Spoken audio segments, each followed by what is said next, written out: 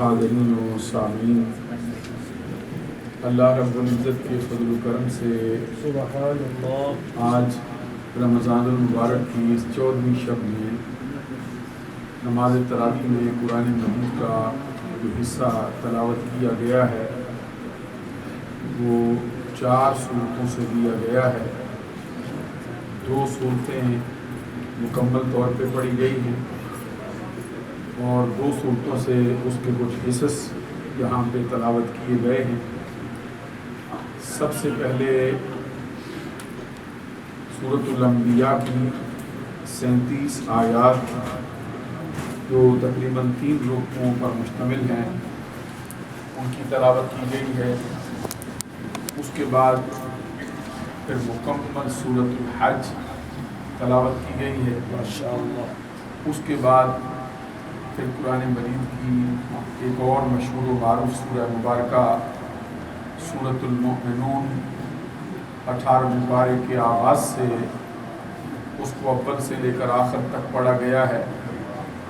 اس کے بعد پھر قرآن مجید کی انتہائی معرکۃ الآراء اور مرکزی ترین سورہ مبارکہ جو مسائل سے بری پڑی سورہ مبارکہ ہے، جس کے اندر احکام کی بہت سی آیات ہیں، جس کا اسم گرامی سورہ نور ہے، اس کے 2 رکوع تلاوت کیے گئے ہیں جو 20 آیات پر مشتمل ہے۔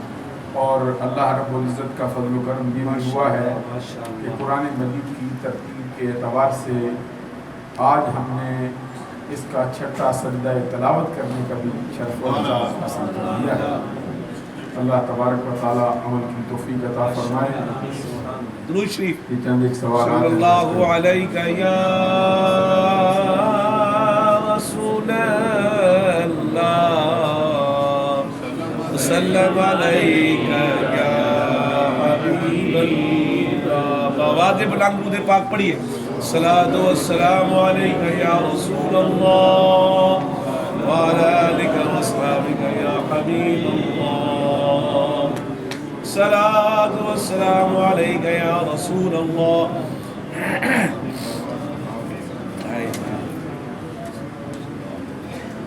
پہلا سوال یہ کیا گیا ہے کہ خبر واحد کی دین میں کیا حیثیت ہے؟ لکھنے میں شاید ان سے غلطی ہو گئی ہے یا کسی سے سننے میں ان سے کانوں نے خطا کی ہے، انہوں نے خبر احد لکھا ہے۔ یہ اصل لفظ ہوتا ہے خبر واحد۔ یہ حدیث کی اقسام ہوتی ہیں۔ اس کے بعد ایک اور حدیث ہے جس کو کہتے ہیں حدیث عزیز۔ اس کے بعد ایک اور حدیث کی قسم ہے جس کو کہتے ہیں خبر مشہور۔ اس کے بعد جو سب سے اونچی قسم ہے اس کو کہتے ہیں خبر متواتر۔ سبحان اللہ۔ یہاں انہوں نے لکھنے میں تھوڑی سی یہ خطا ہوئی ہے، یہ سننے سے خطا ہوئی ہے۔ کہتے ہیں خبر واحد کی دین میں کیا حیثیت ہے؟ مثلاً اگر کوئی فعل نبی صلی اللہ علیہ وسلم مسلسل کرتے تھے اپنی امت کو سکھانے کے لیے، جیسے استخارہ، لیکن اگر کوئی فعل صرف ایک دفعہ بیان ہوا ہے، کیا وہ فعل فرض یا واجب میں یا سنت یا نفل میں آئے گا؟ آپ اس کی وضاحت کریں۔ ماشاءاللہ بہت اچھا اور بہت علمی سوال ہے۔ سب سے پہلی گزارش یہ ہے کہ خبر واحد سے نہ تو فرض ثابت ہو سکتا ہے اور نہ ہی حرام ثابت ہو سکتا ہے۔ حرام ثابت کرنے کے لیے اور اس کے جواب میں فرض ثابت کرنے کے لیے اس کے لیے ایسی دلیل چاہیے جو قطعی الثبوت ہو اور قطعی الدلالہ ہو، اور اگر یہ نہ ہو تو اس کے بعد ایک اور قسم ہے جس کو کہتے ہیں قطعی الثبوت ہو اور ظنی الدلالہ ہو۔ اس کے بعد مسائل کے استنباط کا 4تھا قاعدہ ہے کہ ظنی الثبوت ہو اور قطعی الدلالہ ہو۔ اس کے بعد پھر ایک اور قاعدہ ہے 4تھا جس کو کہتے ہیں ظنی الثبوت اور ظنی الدلالہ۔ کہ یہاں پر خبر واحد جو ہوتی ہے اس کے ساتھ قرآن مجید کی آیت پر زیادتی کرنا جائز نہیں ہے۔ یہ ایک ٹرمینالوجی ہے اہل اسلام کی، اگر آپ کو سمجھ آ رہی ہو اس بات کی تو خبر واحد کے ساتھ قرآن مجید کی کسی آیت پر زیادتی کرنا جائز نہیں۔ جس طرح کہ آپ ابھی چند دن پہلے یہ بات آپ نے سماعت کی تھی کہ کہ نبی اکرم صلی اللہ علیہ وسلم نے یہ فرمایا ہے لا نکاح الا بولی، کہ ولی کے بغیر نکاح نہیں ہوتا، یہ خبر واحد ہے۔ اب خبر واحد کے ساتھ قرآن مجید میں فرمایا جب عورتیں اپنا نکاح کرنا چاہے تو ان کو نہ روکو، یہ خبر واحد ہے، ادھر قطعی ثبوت ہے، قطعی دلالہ ہے، اس خبر واحد سے اس پر زیادتی کرنا جائز نہیں ہو سکتا۔ اسی لیے حنفیوں کے ہاں قرآن مجید کی آیت کا جو حکم ہے اس کو نافذ کیا گیا ہے، خبر واحد کو درجہ استحباب میں رکھا گیا ہے۔ یہ مسئلہ ہے، اگر آپ نے ٹی وی سے کسی سے سماعت کیا یا آپ کو سمجھنے میں کوئی ایسا مسئلہ ہوا تو یہ خبر واحد سے نہ حرام ثابت ہو سکتا ہے نہ اس سے فرض ثابت ہو سکتا ہے۔ اس کے بعد کہتے ہیں استخارہ نبی اکرم صلی اللہ علیہ وسلم مسلسل کرتے رہے ہیں، لیکن یہ نبی اکرم صلی اللہ علیہ وسلم کا استخارہ کرنا جو ہے یہ فرض یا واجبات کے درجے میں نہیں پہنچتا ہے، یہ ایک مستحب عمل ہے۔ نبی اکرم صلی اللہ علیہ وسلم نے اگرچہ زندگی میں اس کو متعدد مرتبہ فرمایا ہے، پر بار بار فرمایا، یہاں تک کہ بعض صحابہ کرام کہتے ہیں جس طرح قرآن مجید کی صورتیں سکھاتے تھے اسی طرح استخارے کی بھی سرکار تعلیم دیا کرتے تھے، اس قدر اہتمام کے ساتھ تعلیم دیتے تھے، لیکن پھر بھی نہ یہ فرض ہے اور نہ یہ واجب ہے۔ آگے کہتے ہیں کہ اگر کوئی فعل صرف ایک دفعہ بیان ہوا ہو، کیا وہ فعل فرض یا واجب یا سنت یا نفل میں آئے گا؟ پہلے بتا چکا ہوں فرض واجب وغیرہ نہیں ہو سکتا، تو نبی اکرم صلی اللہ علیہ وسلم زندگی میں کوئی ایک مرتبہ فعل کر لیں تو سنت کے زمرے میں آ جائے، اور نبی اکرم صلی اللہ علیہ وسلم کے سامنے کوئی بندہ کر لیں پھر بھی وہ سنت کے زمرے میں آ جائے گا، تو یہ اس کے قواعد۔ اگلا سوال یہ ہے کہ اگر کوئی شخص اکیلے نماز پڑھ رہا ہو تو وہ کیا نماز میں دھیان لگانے کی خاطر ظہر اور عصر میں ذرا سی اونچی آواز میں تلاوت کر سکتا ہے؟ یہ سوال ہاں بالکل کر سکتا ہے۔ یہ جو جہری نماز ہوتی ہے اس کے متعلق فقہا نے اپنی کتابوں میں لکھا ہے کہ اگر وہ چاہے تو اتنی آواز سے پڑھے کہ صرف معمولی سا اس کو پتہ چل سکے، آپ سن سکے، اگر چاہے تو تھوڑا سا اس کو اونچا بھی کر سکتا ہے تاکہ اس کے کانوں تک اس کی آواز مکمل طور پہ پہنچتی ہو، اور یہ بہت اچھا عمل ہے کہ اگر کسی بندے نے ایسا فعل کیا کہ وہ خیالات کے آنے سے بچنے کے لیے ایسا کرتا ہے تو پھر ایسا کرنا جائز۔ اگلا سوال یہ کہتے ہیں حنفی مذہب کے مطابق نماز میں قیام کے دوران دونوں ہاتھ ناف کے نیچے باندھے جاتے ہیں، اس کی وجہ یہ ہے کہ نبی اکرم صلی اللہ علیہ وسلم نے اپنے ہاتھ ناف کے نیچے باندھے ہیں۔ حضور نبی اکرم تحت السرہ کی یہ روایات جو ہیں امام ابو عیسیٰ ترمذی وغیرہ نے اپنی جامع میں نقل کی ہیں کہ ہاتھ باندھتے وقت تحت السرہ ہونے چاہیے، یا سرہ کہتے ہیں یہ ناف کو، ناف کے نیچے باندھے جاتے ہیں۔ اس طرح ایک جو حدیثیں آئی ہیں حنفیوں کا اسی پہ عمل ہے۔ مالکی جو ہیں وہ صدل کرتے ہیں، صدل کا مطلب ہوتا ہے بھائی ہاتھ ایسے کھلے چھوڑ دیتے، صدل ایسا ہاتھ کھلے چھوڑ دیتے۔ ہمارے ہاں یہ عمل کثیر ہے ہاتھ کھلے چھوڑ دینا، اس سے نماز باطل ہو جاتی ہے۔ شافعیوں کے نزدیک کہتے ہیں کہ وہ ہاتھ اپنے سینے پر باندھتے ہیں۔ یہ اختلاف کیوں ہے اس کی وضاحت فرمائیں۔ یہ اختلاف حضور نبی اکرم صلی اللہ علیہ وسلم کے اعمال کی بنیاد پر کیا گیا ہے، اور ان کے جو سمجھنے کے قواعد ہیں اس کی بنیاد پر یہ اختلاف واقع ہوا ہے، اور اپنے اپنے مقام پر یہ تینوں حق ہیں۔ جس طرح کہ چند دن پہلے میں نے ایک حدیث سنائی تھی کہ حضور نبی اکرم صلی اللہ علیہ وسلم نے ایک مرتبہ صحابہ کرام کے ایک لشکر کو ایک مہم کے لیے یا جنگ کے لیے کسی مقام پہ بھیجا، اور بھیجتے وقت فرمایا کہ جب فلاں جگہ پہ پہنچو تو عصر کی نماز پڑھنا۔ اب اتفاق ایسا ہوا کہ صحابہ کرام اگر چلتے رہتے تو عصر کی نماز میں اس وقت اس جگہ پر پہنچ جاتے، لیکن راستے میں کسی وجہ سے ان کو رک جانا پڑا۔ اب رکنے کی بنیاد کی وجہ سے راستے میں ان کو نماز عصر نے آ لیا۔ اب صحابہ کرام کے دو گروہ ہو گئے، ایک ادھر ایک ادھر۔ ایک نے کہا عصر کی نماز کا وقت ہو چکا ہے، ہم اتحاد کرتے ہیں۔ نبی اکرم صلی اللہ علیہ وسلم کے فرمان کا مطلب یہ تھا کہ تم چلتے رہو گے تو عصر کی نماز تم وہاں جا کے پا لو۔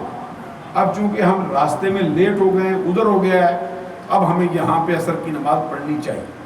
دوسرے ٹولے نے کہا نہیں، ہم نبی اکرم صلی اللہ علیہ وسلم کا جو فرمان ہے اس کے ظاہر کو دیکھ کے عمل کریں، کیونکہ سرکار نے فرمایا تھا وہاں پہ جا کے پڑھنا۔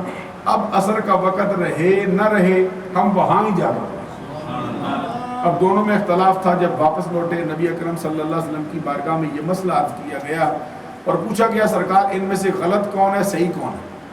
جواب میں نبی اکرم صلی اللہ علیہ وسلم نے فرمایا وہ بھی صحیح ہیں جنہوں نے عصر کے وقت میں پڑھی ہے اور وہ بھی صحیح ہیں جنہوں نے وہاں پہ جا کے پڑھی. یہ اختلاف جو کیا گیا ہے یہ اپنے اپنے مقام پر حق ہے کیونکہ ان کے سمجھنے میں ایک جھکاؤ دوسری طرف ان کا چلا گیا ہے جس کی بنیاد پر یہ اختلاف واقع ہوا ہے.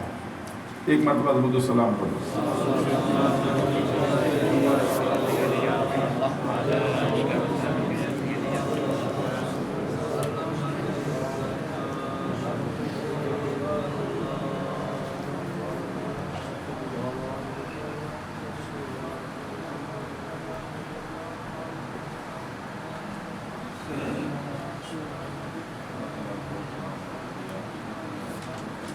ماشاءاللہ بڑا اچھا سوال کیا ہے کسی ساتھی نے.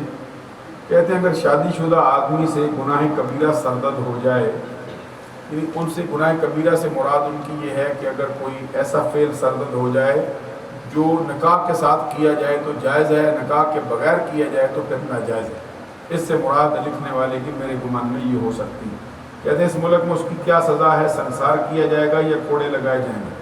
شادی شدہ ہے لیکن بیوی دوسرے ملک میں ہے, یہاں اکیلا رہتا ہے, شادی شدہ ہوگا تصور ہوگا یا سنگل؟ شادی جب ایک مرتبہ بندے کی ہو جاتی ہے اس کے بعد جس طرح کا بھی اس کا مسئلہ ہو, اگر کسی سے یہ فعل سرزد ہو جائے تو پھر اس کو سنسار ہی کیا جائے گا اور اس کو شادی شدہ ہی تصور کیا جائے گا اگرچہ بیوی اس کی وہاں پہ رہتی ہے. لیکن صرف اتنی سی شرط ہے کہ اس کو خلوت صحیحہ دستیاب ہو گئی.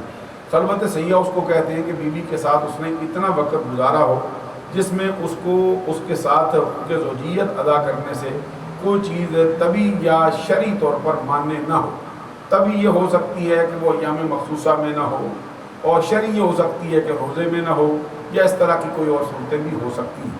تو البتہ اس میں سے اگر گزر جاتا ہے تو پھر وہ شادی شدہ ہی تصور ہوگا, یا یہاں رہے یا کسی اور ملک میں رہے, بیوی اس کی جہاں بھی رہتی ہے اس کو شادی شدہ ہی مانا جائے. اگلا سوال اس میں یہ پیدا ہوا تھا کہ کیا اس کو سنسار کیا جائے گا یا کوڑے لگائے جائیں گے؟ یہ سنسار کرنا اور کوڑے لگانا یہ اسلامی سلطنت کے حاکم کا کام ہے, یا پھر اسلامی سلطنت کا جو سلطان یا حاکم ہوتا ہے اس کا جو آگے نائب ہوتا ہے, قاضی اسلام جس کو کہتے ہیں, اس کا کام ہے. ان ملکوں کے اندر چونکہ اسلامی شریعت کا نفاذ نہیں ہے, نہ یہ مسلمانوں کا ملک ہے, نہ مسلمانوں کی حکومت ہے, نہ مسلمانوں کے قواعد ہیں, اس لیے اس طرح کی جو سزائیں ہیں ان کا تصور سرزمین حرب میں یا سرزمین کفر میں نہیں ہو سکتا ہے. یہاں یہ ہے کہ مسلمان لوگ اس طرح کے بندے کی اگر کوئی ہوا پھیل جاتی ہے تو اس کے بارے میں یہ ہے کہ اس سے قطع تعلق کریں, اس کا جس طرح ہماری پنجابی زبان میں کہتے ہیں حکا پانی اس کا بند کر دیں, اس کے ساتھ سوشل بائیکاٹ کر دیں باقاعدہ طور پہ, جب تک کہ وہ بندہ اپنے فعل سے باز نہ آ جائے اور اعلانیہ وہ اس مکمل طور پہ اس سے توبہ نہ کرے. اور اس کو ہر وقت اللہ تبارک و تعالیٰ کی بارگاہ میں توبہ کرنی چاہیے. اگلا سوال یہ ہے اگر توبہ کرے تو کیا عورت سے بھی معافی مانگے گا جس کے ساتھ گناہ سرزد ہوا ہے؟ ماشاءاللہ بہت ہی یہ بھی اہم ترین بات ہے کہ جس کے ساتھ اس نے یہ فعل کیا ہے اس سے بھی ہر صورت میں اس کو معافی مانگنی ہوگی, اور خاص طور پہ ان کے جو رشتہ دار ہیں, عزیز و اقارب ہیں, جن کے سامنے اگر اس طرح کی بات کوئی کھل جاتی ہے, اس کا بھائی ہے, اس کا خامد ہے, یا اس کا بیٹا ہے, یا اس کا باپ ہے, تو ان سے بھی جا کے اس کی صورت میں اگرچہ وہ چھپے ہوئے انداز میں کھلم کھلا ان کے پاس جاتا ہے, جو اس کا نام نہیں لیتا یا ان کو بتاتا نہیں, پردے میں بات رہ گئی, تو پھر بھی ان کے ساتھ اپنی جو ہے وہ معافی تلافی کسی انداز کے ساتھ ضرور کروانی چاہیے.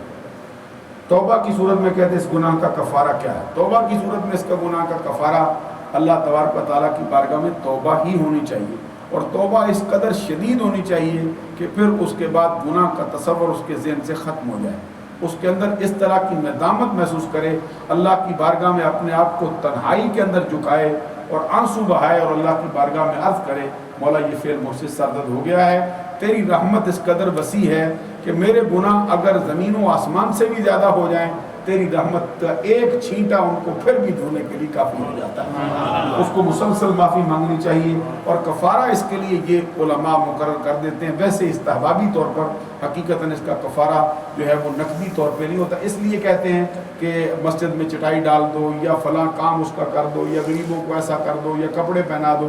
اس کا مطلب یہ ہوتا ہے کہ چونکہ نیکیاں کرنے سے بندے کے گناہ معاف ہو جاتے ہیں، اللہ کی رحمت بندے کی طرف متوجہ ہو جاتی ہے، تو ایسی صورت کے اندر اس کو کچھ ذمہ چیزیں لگا دیتے ہیں۔ ان الحسنات یذھبن السیئات ذالک ذکریٰ للذاکرین۔ قرآن مجید نے فرمایا ہے کہ بے شک نیکیاں گناہوں کو بہا کے لے جاتی ہیں، بالکل اس طرح جس طرح بہتا ہوا تیز پانی تنکے کو بہا کے لے جایا کرتا ہے۔ روز قیامت کہتے ہیں کہ اس کی گناہ کی سزا کاٹنی ہوگی یا سچی توبہ کرنے مرنے سے پہلے، تو وہ میں اکثر آیت پڑھتا رہتا ہوں۔ یہ اہل ایمان کی جب علامتیں بیان فرمائی اللہ تبارک و تعالیٰ نے ان کے احساف کے رحمان کے بندوں کا حال کیا ہے، تو وہاں پہ اللہ فرماتا ہے والذین لا یدعون مع اللہ الہا آخر ولا یقتلون النفس التي حرم اللہ الا بالحق ولا یزنون ومن يفعل ذلك يلقى اثاما يضاعف له العذاب يوم القيامة ويخلد فيه مهانا۔ اہل ایمان کی نشانی یہ ہے کہ وہ اپنے رب کے سوا کسی اور کی عبادت نہیں کرتے، ایک بات۔ دوسری بات یہ فرمائی کہ وہ کسی جان کو جس کو اللہ نے حرام کیا ہو نہ حق قتل نہیں کرتے، دو باتیں۔ تیسری بات وہ زنا کا ارتکاب بھی نہیں کرتے، وہ بدکاری نہیں کیا کرتے ہیں، وہ فحاشی یعنی کہ کاموں کے اندر الجھا نہیں کرتے۔ کہتے ہیں اگر کوئی شخص ان تینوں کاموں میں سے کسی کام کا ارتکاب کرتا ہے تو وہ اس کی سزا پائے گا۔ یضاعف لہ العذاب یوم القیامت ویخلد فیہ مہانا، اور اس کی سزا قیامت کے دن بڑھائی جائے گی، دو گنا کر دی جائے گی، اور اس کے لیے ذلت والا ہمیشہ کا عذاب تیار کیا گیا ہے جو اس کو ذلیل کرے، جو اس کو رسوا کر دے، جو اس کے لیے انتہائی سخت ہو جائے۔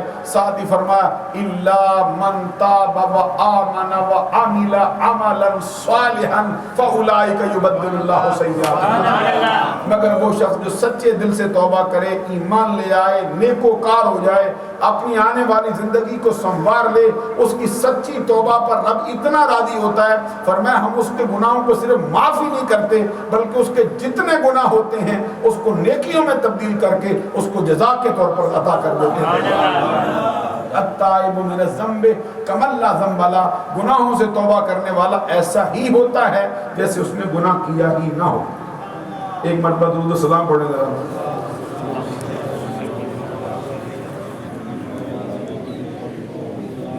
اچھا یہ سوال کیا گیا تھا اپنے رب کے علاوہ کیا نبی اکرم صلی اللہ علیہ وسلم سے بھی مانگا جا سکتا ہے؟ آپ دیکھتے ہیں کہ ہم پڑھتے رہتے ہیں یا رسول اللہ انظر حالنا، یا حبیب اللہ اسمع قالنا، اننی فی بحر ہم مغرق خذ یدی ساحل لنا اشکالنا۔ سبحان اللہ فرمائے۔ یہ علماء دیوبند کے جو پیر و مرشد ہیں انہوں نے بھی لکھا یا رسول کبریا فریاد ہے، یا محمد مصطفیٰ فریاد ہے، پڑا ہوں ان دنوں سخت مشکل میں اے میرے مشکل کشا فریاد ہے۔ اور ایک مقام پہ کہتے جہاد امت کا حق نے کر دیا ہے آپ کے ہاتھوں، اب چاہے دباؤ یا تراؤ یا رسول اللہ۔ اشرف علی تھانوی صاحب کہتے ہیں یا شفیع العبادی خذ بیدی انت فی الاضطرار معتمدی، اے بندوں کی شفاعت فرمانے والے میرا ہاتھ پکڑ لیجیے، میری دستگیری کیجیے، اس لیے کہ جب بھی مجھ پر کوئی مصیبت آتی ہے میرا تکیہ اور بھروسہ آپ کی ذات پہ ہوتا ہے۔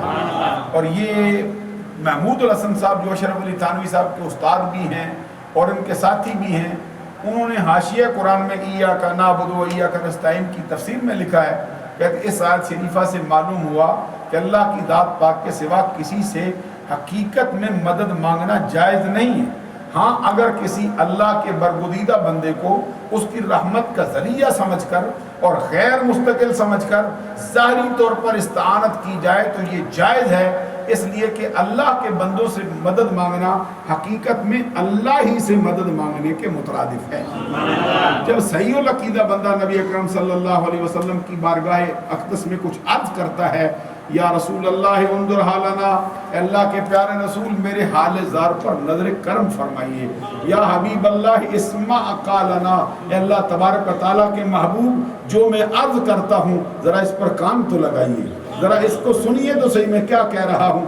خود یدی ساحل لنا اشکالنا، یا رسول اللہ انظر حالنا، یا حبیب اللہ اسمع قالنا، اننی فی بحر ہم مغرقن، اے بے شک میں گناہوں کے سمندر کے اندر ڈوبا ہوا، اننی غم کے سمندر کے اندر میں ڈوب گیا ہوں، خود یدی ساحل لنا اشکالنا، اے اللہ کے پیارے رسول میرا ہاتھ پکڑ لیجیے، یعنی میری دستگیری کیجیے اور جس مشکل میں پھنسا ہوا ہوں اس میں سے مجھے نکال لیجیے۔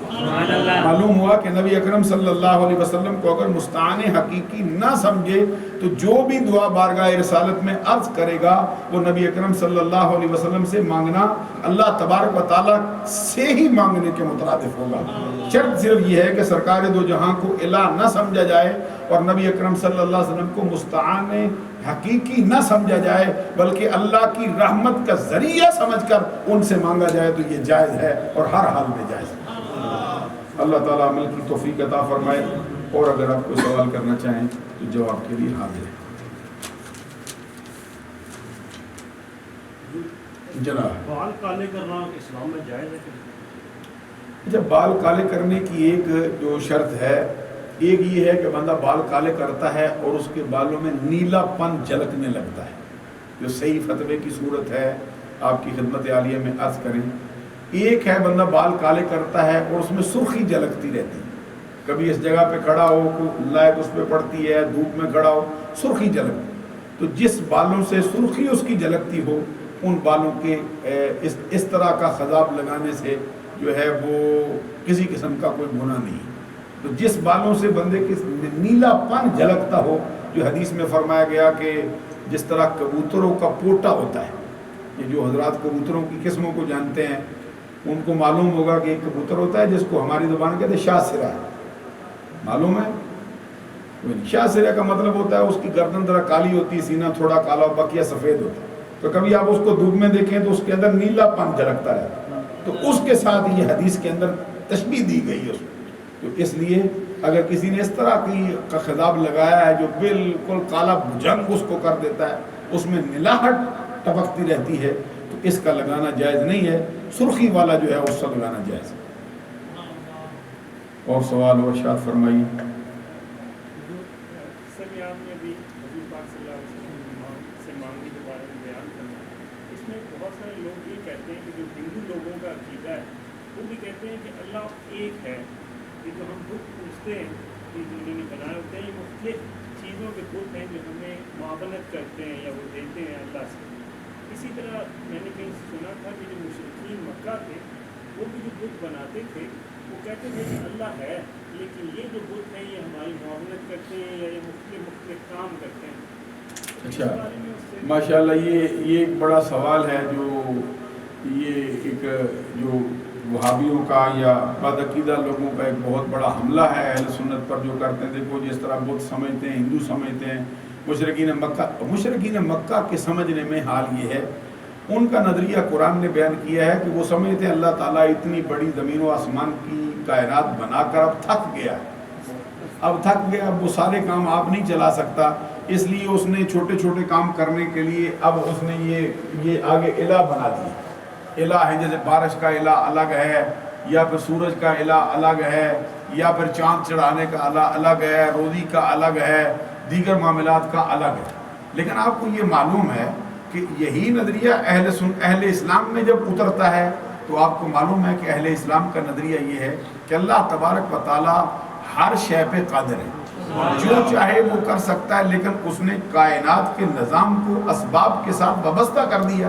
مثال کے طور پہ اللہ تبارک و تعالی جان تو بغیر فرشتے کے نکال سکتا ہے، ذرا غور فرمائیں نا۔ اس پر وہابیوں کا بھی پورا عقیدہ ہے، فرشتہ جان نکالنے آتا ہے اسرائیل، تو کوئی بندہ کہے جیسے وہ کہتے ہیں اللہ تھک گیا ہے، تم بھی یہی کہتے ہو اللہ آپ جان نکال نہیں سکتا، اس سے یہ کام ہو نہیں سکتا، فرشتہ مقرر کر دے تو نکالا کر۔ کیا کوئی بندہ بے عقل کہہ سکتا ہے بھائی اس طرح ہوتا ہے؟ نہیں، غور فرمایا آپ۔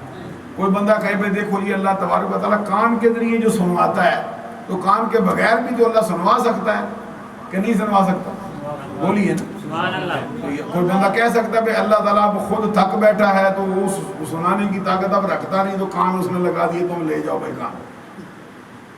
اب پھر دیکھیں ایک مسئلہ تو نہیں, اللہ تبارک و تعالیٰ نے اسرافیل کے منہ میں سور دے دیا ہے, سورہ اسرافیل پھونکے قیامت برپا ہوگی, کیا اللہ تبارک و تعالیٰ اس کا محتاج ہے؟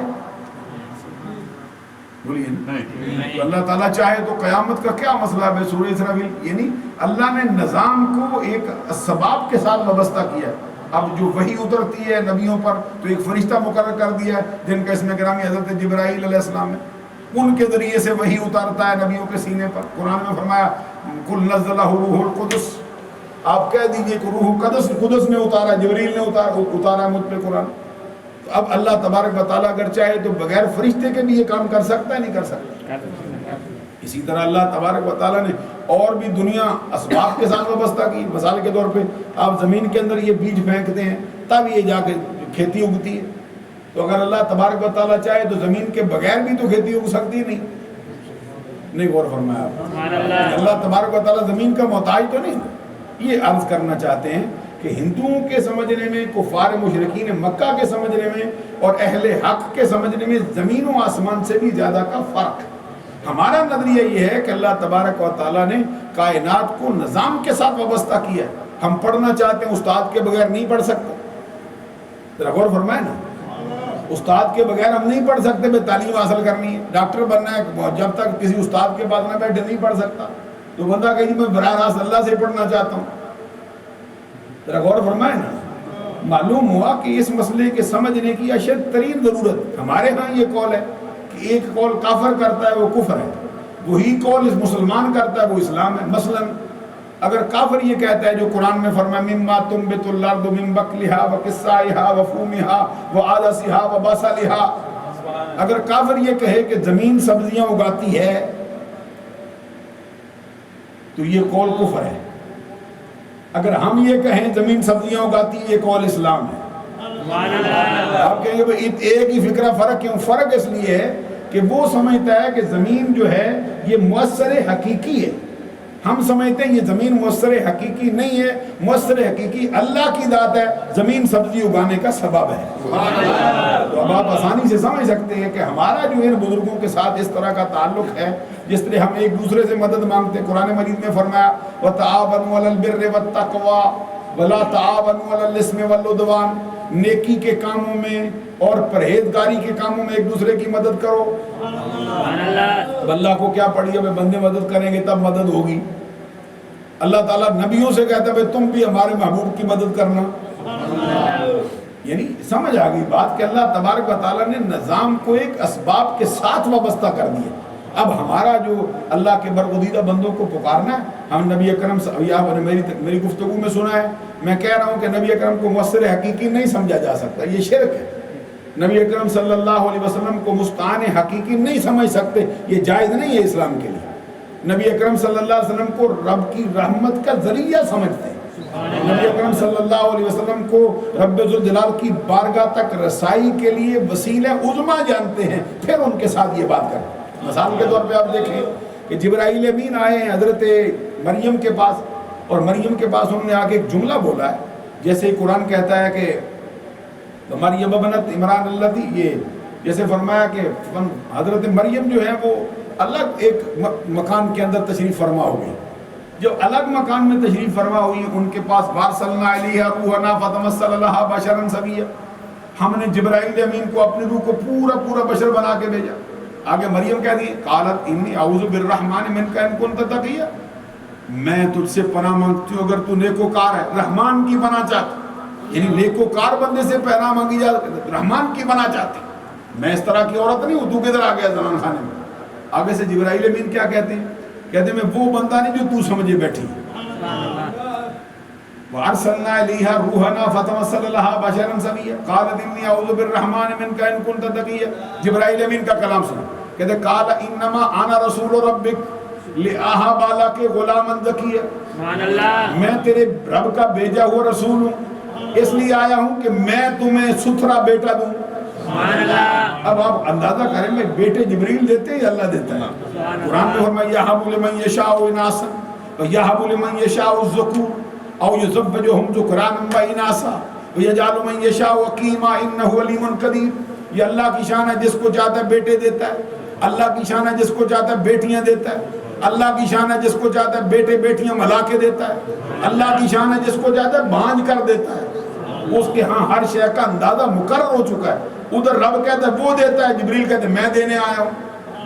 اب معلوم ہو اگر کوئی بندہ کہ بھائی جبریل مؤثر حقیقی ہے تو کفر ہے. تو قرآن جو قول کر رہا ہے اس کا مطلب ہوا کہ توجہ کرنا پڑے گی کہ جبرائیل امین نے سبب کی طرف نسبت کر دی ہے، اور سبب کی طرف نسبت کرنا جائز ہے. جس طرح ہم زمین کی طرف سبزی اگانے کی نسبت کر دیتے ہیں، کوئی بندہ کام کرے شفا کی نسبت ڈاکٹر کی طرف کر دیتے ہیں، حالانکہ شفا ڈاکٹر کو نہیں دیتے، وہ تو بیچارے دوائیاں ہی دیتے ہیں. کوئی بندہ یہ سمجھے کہ شفا دینے والے ڈاکٹر ہیں تو پھر تو کفر ہوگا. یہی بات سمجھنی چاہیے کہ اہل حق کے سمجھنے میں اور کفار و مشرکین کے سمجھنے میں زمین و آسمان سے بھی زیادہ کا فرق. اگر سمجھ نہ آئی ہو تو پھر پوچھیں. اور کوئی سوال ہو؟ سبحان ربک رب العزت عما یصفون وسلام علی المرسلین والحمد للہ. الہی ہمارے درس قرآن کو ہمارے گناہوں کا کفارہ بنا. رات کا 1 بج گیا ہے اور تیرے چاہنے والے جن کے سینے میں تیرے پیارے نبی صلی اللہ علیہ وسلم کی محبت ہے ابھی بھی وہ تیری خاطر بیٹھے ہوئے ہیں. الہی سب کی خالی جولیوں کو اپنے رحمت و نور سے معمول فرما. سب کا بیٹھنا قبول فرما. الہی ہمارے گناہوں کا کفارہ بنا. صلی اللہ علیہ وسلم محمد.